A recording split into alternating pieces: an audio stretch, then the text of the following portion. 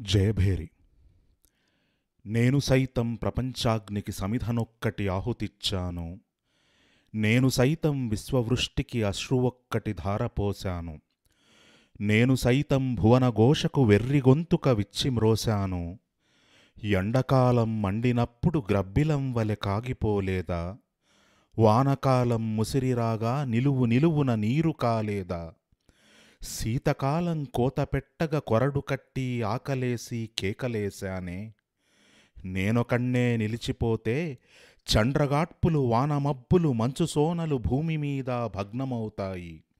నింగి నుండి తొంగిచూసే రంగురంగుల చుక్కలన్నీ రాలి నెత్తురు కక్కుకుంటూ పేలిపోతాయి. పగళ్లన్నీ పగిలిపోయి నిశీధాలు విసీర్నిల్లి మహాప్రళయం జగన్నిండా ప్రగల్భిస్తుంది.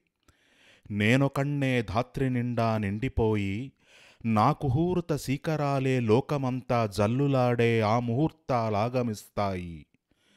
నేను సైతం ప్రపంచాబ్జపు తెల్లరేకై పల్లవిస్తాను. నేను సైతం విశ్వవీణకు తంత్రినై మూర్ఛనలు పోతాను. నేను సైతం భువన భవనపు బావుటానై పైకి లేస్తాను. నేను సైతం